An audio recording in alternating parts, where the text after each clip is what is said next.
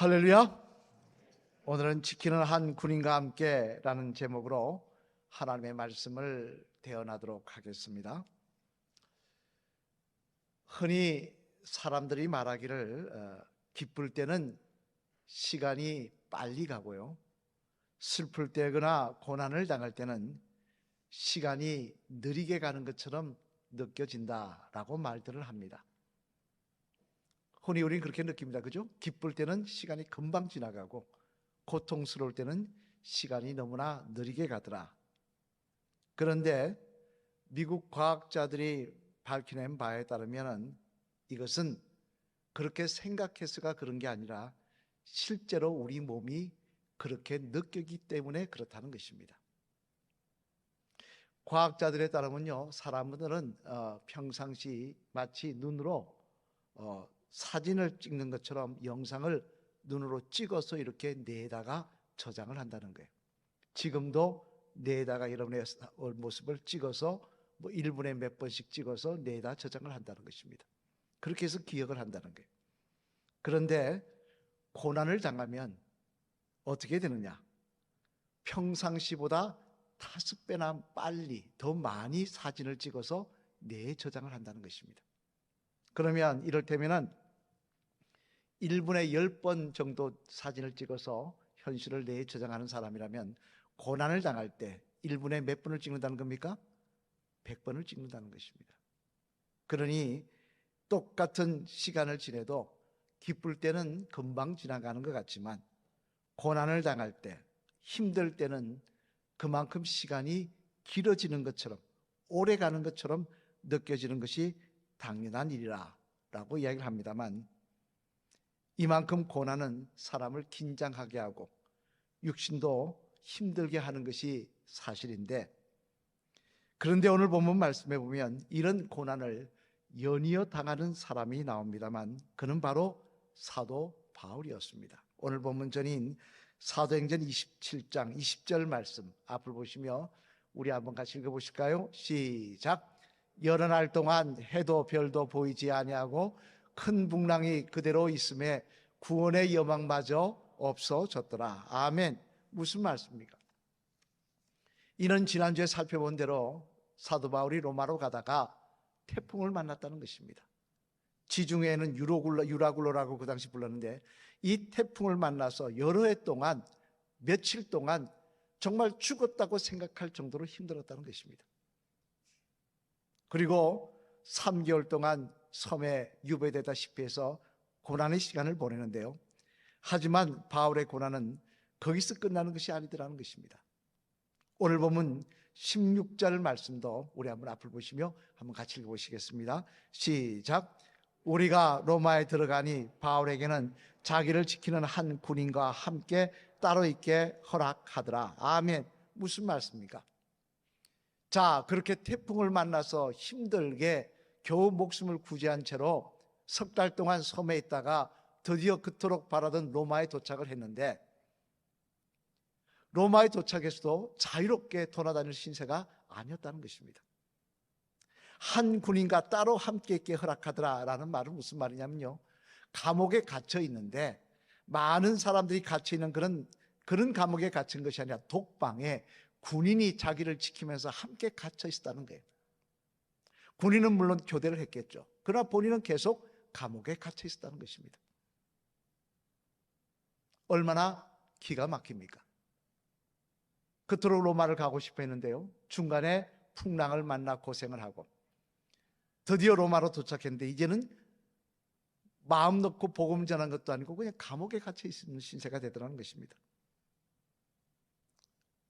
아마 우리가 유추해봐도 바울도 앞에 말씀드린 것처럼 사진을 찍어서 뇌에 저장한다면 평상시보다 5배나 많은 사진을 찍어서 뇌에 저장하는 그런 시간이었을 것입니다만, 그런데 놀라운 사실은 이런 일을 당하는 바울이 시간이 지날수록 기뻐하고 있더라는 거예요. 시간이 지날수록 감사하고 있더라는 것입니다. 이 말씀 다음에 적은 것이 이제 빌립보서인데요, 이 빌립보서에 보면 그는 기뻐하고 있더라는 거예요. 그러면 여러분, 바울은 왜 감옥에 갇혀 있으면서 풀려난 것도 아닌데 그 감옥에 갇혀 있으면서 계속된 고난을 당하면서도 기뻐하고 있는 것일까요? 바라게노는 이 말씀을 통하여 저와 여러분들에게도 이런 믿음과 이런 기쁨이 충만하시기를 주님의 이름으로 간절히 축원을 드립니다. 그러면 바울은 왜 감옥에 갇혀 있으면서 기뻐하고 있는 것일까? 그 내용을 살펴보면요, 먼저 첫째로 우리 앞을 보시며 같이 한번 읽어보시겠습니다. 시작. 바울 자신이 믿는 하나님이 신실하신 분이심을 다시 한번 깨닫게 되었기 때문이었습니다. 뭐 때문에 기뻐한다고요? 하나님이 신실하신 분이심을 다시 한번 깨닫게 되었기 때문에 기뻐하는 거라고요. 우리 빌립보서 1장 12절 말씀 앞을 보시며 한번 같이 읽어보시겠습니다. 시작. 형제들아, 내가 당한 일이 도리어 복음 전파에 진전이 된 줄을 너희가 알기를 원하노라. 아멘. 무슨 말씀입니까? 바울은 여전히 감옥에 갇혀 있습니다. 로마의 감옥에 갇혀 있습니다. 그런데 로마의 감옥에 갇혀 있는 것이 하나님 복음 전파하는 일에 방해가 되는 것이 아니더라는 거예요. 여러분, 바울의 소원이 뭔지 아십니까? 여러분의 소원은 무엇입니까? 새해를 맞이하시면서 나름대로 소원이 있으실 겁니다. 근데 바울의 소원은요, 세상에서 부자가 되거나 성공하는 것이 아니었습니다. 그의 소원은 오직 하나, 온 세상 땅끝까지 이르러 예수 그리스도를 전하는 것이었습니다. 그래서 사실 바울은 로마로 가지 않아도 되는 사람이었습니다. 지방을 다스리는 총독들한테 재판을 받아서 충분히 무죄로 풀려날 수 있는 그런 상황이었습니다. 베스도도 뭐라고 합니까? 황제에게 이야기하지 않았으면 너를 풀어줄 수도 있었다라고 이야기를 합니다. 그런데도 그는 일부러 자원하여 로마로 갑니다. 이유가 무엇입니까? 그것은 황제와 로마의 귀족들 앞에서 예수 그리스도를 전파하기 위해서였던 것입니다. 그런 꿈을 가지고 있었기 때문에 그렇다는 거예요. 더군다나 그런 그에게 사도행전 23장 11절 말씀에 보면요, 주께서 환상 중에 나타나셔서 이렇게 말씀하십니다. 우리 사도행전 23장 11절 말씀 앞을 보시며 한번 같이 읽어보실까요? 시작.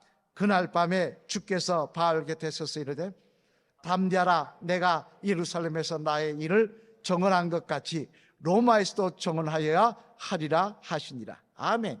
자, 바울의 꿈이 로마에 가서 복음을 전파하는 것, 황제 앞에서 복음을 전파하는 것인데, 환상 중에 밤에 꿈에 하나님께서 나타나셔서 뭐라 하시느냐? 너가 로마로 가서 복음을 전파하게 하나님 도우시겠다는 거예요. 하나님 그렇게 인도하시겠다는 것입니다. 그러니 여러분, 바울의 입장에서는 얼마나 신이 나는 일이겠습니까? 자기의 소원이 이루어지는 일인데요. 그래서 기대했을 것입니다. 하나님께서 나를 어떻게 황제 앞에 세우시려나, 어떻게 황제와 그 가족들과 그 귀족들 앞에서 복음을 전파하게 하시려나, 어떻게 로마 시민들에게 복음을 전파하게 하시려나 기대하실 것입니다. 그런데 막상 그에게 닥친 현실은 어떻습니까? 어렵게 로마로 도착했는데 있는 곳이 감옥이더라는 거예요. 황제 앞에 서기는커녕 감옥에 갇혀 있더라는 거예요. 그것도 2년이나 갇혀 있더라는 것입니다. 그러니 바울이 얼마나 실망했겠습니까? 또 주님에 대한 자기 꿈속에 나타나셔서 너가 로마 황제 앞에 가서 로마에 가서 복음을 전하게 되리라, 이런 말씀하신 주님에 대해서 왜 의심이 생기지 않았겠습니까? 하지만 이런 의심이 사라집니다. 이런 의심이 바뀌어 기쁨이 됩니다. 왜입니까? 우리 한번 볼까요? 빌립보서 1장 13절 말씀 한번 같이 읽어보시겠습니다. 시작. 이러므로 나의 매임이 그리스도 안에서 모든 시대 안과 그 밖의 모든 사람에게 나타났으니. 아멘. 무슨 이야기냐? 이게 쉽게 하기는 이런 이야기입니다. 바울이 지금 감옥에 갇혔는데 누가 지키고 있습니까? 로마 군인이 지키고 있지 않습니까? 같이 지키고 있는 거예요. 옆에 이 로마 군인에게 복음을 전거했더니 이 사람이 예수님을 믿게 되더라는 거예요. 그리고 그의 가족들이 예수님 믿게 되더라는 거예요. 뿐만 아닙니다. 빌립보서 4장 22절 말씀도 보면 이런 일도 있다고 기록하고 있습니다. 우리 빌립보서 4장 22절 말씀도 한번 같이 읽어보실까요? 시작. 모든 성도들이 너에게 문안하되 특히 가이사의 집 사람들 중 몇이니라. 아멘. 무슨 이야기냐? 가이사의 집 몇 사람도 예수님의 사람이 되었으니 그 사람들에게도 문안하라고 말씀하고 있는데, 가이사가 누굽니까? 로마의 황제예요. 로마의 황제가 가이사입니다. 다시 말해 로마의 황제 가족 중에 믿는 사람들이 나타났다는 거예요.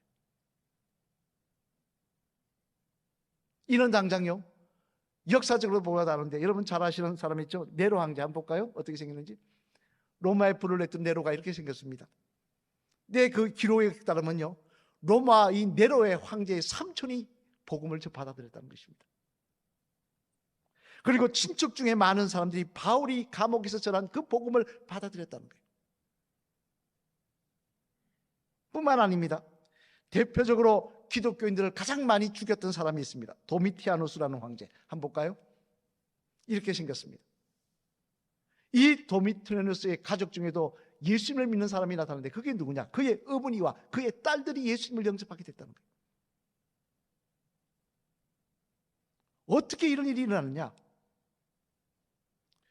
태풍에 떠밀려가서 그 감옥에 그 뱀에게 물렸는데도, 독사에게 물렸는데도 죽지 않았다는 이야기를 듣고, 하나님이 함께하는 이 놀라운 사람이라는 이야기를 듣고 그를 구경하러 감옥에 왔다가 그가 전하는 복음을 듣고 가족들이 변화가 되는 거예요. 감옥에 갇혀서 복음을 전할 것이라고 말씀했는데, 감옥에 갇혀서 답답하게 생각했는데, 하나님은 그런 자신을 통해 일하시고 있더라는 것입니다. 그래서 바울은 깨닫습니다. 하나님은 신실하신 하나님이시라고. 하나님이 약속하신 말씀은 반드시 이루시는 하나님이시라고. 여러분, 우리는 분명히 알아야 됩니다. 하나님은요, 하나님의 약속을 분명히 이루어 가십니다. 성경에 보면요, 곳곳에 그런 말씀이 있는데요, 누가복음 24장 49절 말씀에 보면 하나님께서, 주님께서는 제자들에게 이렇게 약속하십니다. 우리 한번 같이 읽어보실까요? 누가복음 24장 49절 말씀 같이 읽겠습니다. 시작. 볼지어다 내가 내 아버지께서 약속하신 것을 너희에게 보내리니 너희는 위로부터 능력으로 입혀질 때까지 이 성에 머물라 하시니라. 아멘. 무슨 말씀입니까? 예수님께서 십자가 지시기 전에 말씀하시다. 내가 너희에게 성령을 보내리니 머물라고 하십니다. 이 약속의 말씀이 헛된 약속이었습니까? 아니더라는 거예요. 마가의 오순절 다락방에 하나님의 성령이 그들의 머리에 불같이 임하더라는 겁니다. 그리고 이 약속은 또 우리들에게도 하셨습니다. 사모하는 자에게 주시겠다고. 사모하는 자에게, 저 같은 부족한 인생에게도 하나님 성령을 부어주시더라는 거예요. 또 마태복음 16장 18절 말씀해 보면요, 베드로에게 이렇게 말씀하십니다. 우리 마태복음 16장 18절 말씀 한번 같이 읽어보실까요? 시작. 또 내가 내게 이르노니 너는 베드로라. 내가 이 반석 위에 내 교회를 세우리니 음부의 권세가 이기지 못하리라. 아멘. 베드로가 하나님께, 예수님 앞에 고백하지 않습니까? 주는 그리스도시요 살아계신 하나님의 아들이십니다. 이 고백 위에 내가 교회를 세우리라. 근데 여러분, 초대교회가 세워질 때 교회가 세워질 상황이었습니까? 유대인들이 핍박하지요. 권력을 잡은 로마의 분봉왕이었던 헤롯이 핍박하지요. 바울 되기 전에 사울이 핍박하지요. 이런 상황 속에서 어떻게 교회가 세워질 수 있습니까? 그런데 하나님의 약속 말씀대로 교회가 세워지더라는 거예요. 초대교회가 세워지고, 예루살렘 교회가 세워지고, 안디옥 교회가 세워지고, 빌립보 교회가 세워지고, 하나님의 약속이 이루어지더라는 거예요. 과거에 중국 하남성을 갔던 적이 있습니다. 우리 서대문 지방하고 하남성하고 목회자들끼리 이렇게 교류가 돼 있었어요. 제가 선교부 총무할 때 한번 방문한 적이 있습니다. 그때 하남에 있는 교회들을 보니까 그냥 중국 교회가 많아요. 아니 어떻게 이렇게 교회가 많았냐니까, 모택동 때, 우리 한번 볼까요? 모택동 아시죠? 이 모택동 때 뭐라고 공헌을 했냐면요, 문화혁명을 일으키면서 중국 내 모든 교회를 다 없애겠다고 했다는 것입니다. 그리고 그렇게 핍박했어요. 근데 놀라운 사실은요, 그 모택동 시절에 지하교회가 그렇게 번성했다는 거예요. 하나님이 교회를 그렇게 세워나가셨다는 거예요. 고린도후서 1장 20절 말씀해 보면요, 사도 바울은 이렇게 말씀하십니다. 우리 고린도후서 1장 20절 말씀 같이 한번 읽어보실까요? 시작. 하나님의 약속은 얼마든지 그리스도 안에서 예가 되니 그런즉 그로 말미암아 우리가 아멘하여 하나님께 영광을 돌리게 되느니라. 아멘. 하나님의 약속은 그리스도이신 예수님 안에서 반드시 이루어진다는 것입니다. 여러분, 하나님은 신실하신 분이십니다. 오늘도 그 약속하신 말씀을 이루어 가시는 분이십니다. 오늘 우리가 드리는 믿음도, 이 예배도, 우리의 헌신도, 우리의 기도도 헛되지 않을 줄로 믿습니다. 왜? 하나님은 약속하셨기 때문입니다. 너희의 헌신을 기억하시겠다고, 우리의 기도를 기억하시겠다고, 우리의 믿음을 기억하시겠다고 약속하셨기 때문입니다. 바라기는 우리의 아버지 되시는 하나님은 약속하신 것을 반드시 이루어 가시는 신실하신 하나님입니다. 그 하나님이심을 다시 한번 믿으시고 그 하나님을 바라보시며 기뻐하시는 저와 여러분이 되시기를 주님의 이름으로 축원을 드립니다. 둘째로는 또 하나 바울이 이 감옥에 갇히면서 기뻐했던 이유가 있습니다. 우리 같이 한번 읽어보실까요? 시작. 바울 자신이 당하는 고난이 의미 없는 고난이 아니라는 사실을 깨닫게 되었기 때문입니다. 왜 또 기뻐했다고요?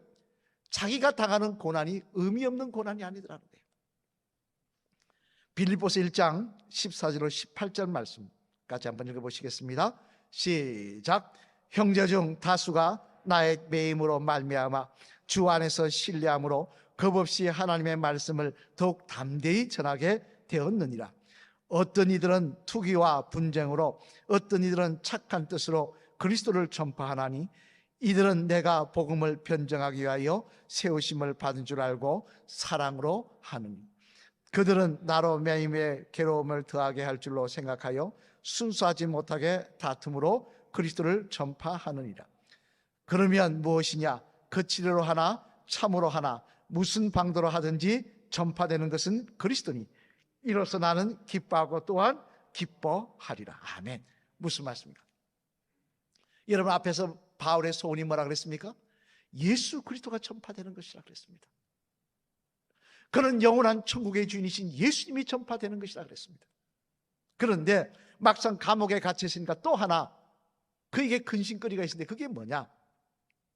내가 이렇게 감옥에 갇혀 있는 바람에 나를 통해 예수님을 영접하게 됐던 많은 그 아시아의 사람들, 또 유럽의 사람들이 혹시 나 때문에 실족하는 것 아닌가? 또 많은 전도 사역자들이 나 때문에 전도한 일을 포기하는 것 아닌가? 그게 걱정이었다는 거예요. 여러분, 그렇지 않습니까? 전도할래도 내가 잘 되고 내가 평안해야 전도할 만하지, 내가 힘들고 어려운데 너도 나처럼 되라 그러면 전도가 되겠습니까?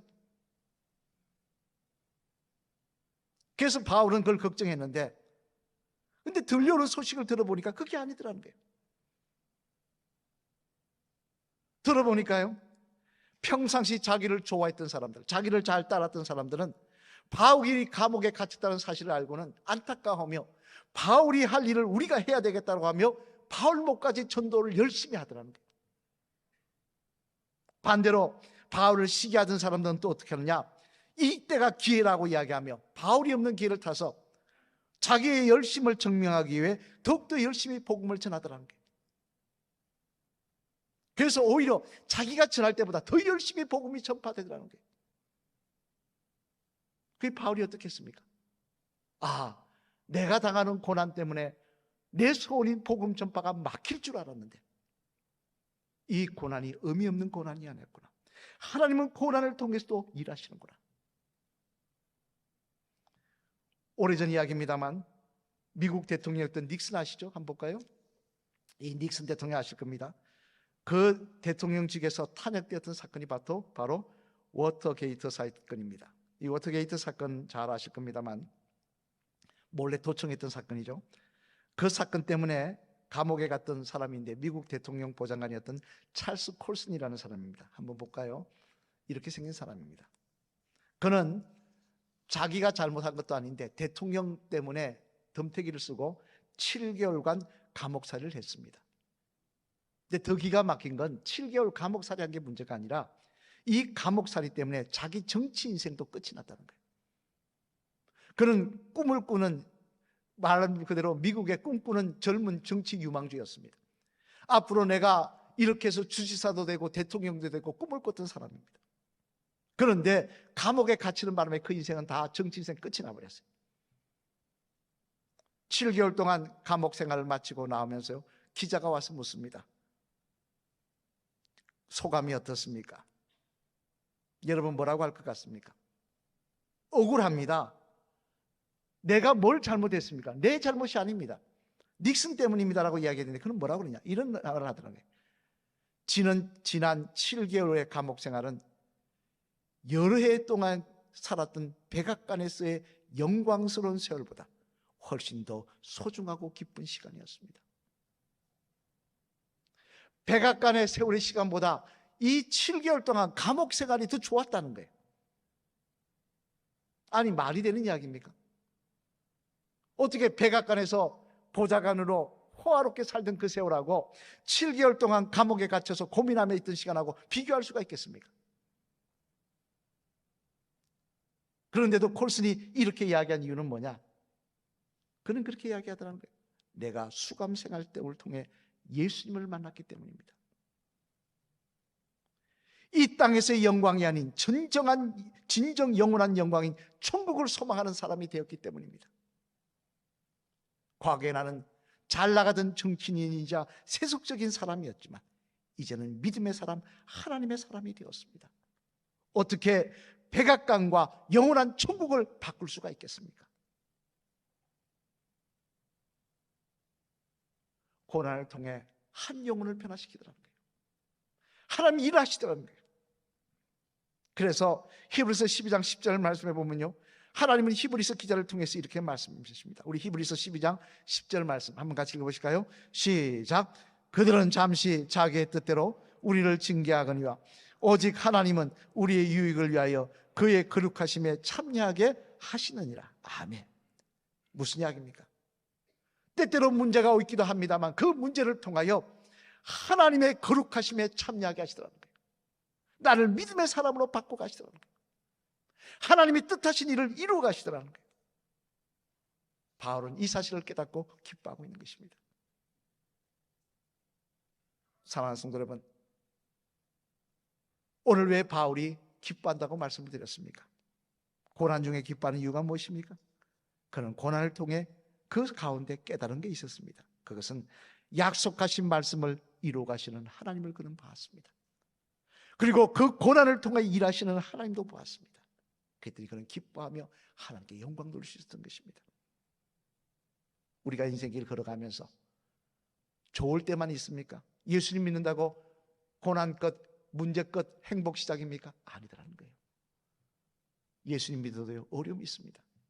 예수님 믿어도요, 하나님 고난 주십니다. 문제 있을 때 있습니다. 눈물이 있을 때 있습니다. 그러나 분명한 것은 그런 가운데서도 신실하신 하나님, 그런 가운데서 일하시는 하나님, 그리고 합력하여 선을 이루시는 하나님이 우리의 하나님이신 줄로 믿습니다. 낭망하거나 실망하지 마시고 어떤 상황 속에서도 하나님이 신실하신 분이심을, 일하시는 분이심을 기억하며 찬양하며 주님 바라보며 달려갈 수 있는 그런 믿음의 성도들이 다 되시기를 소망합니다.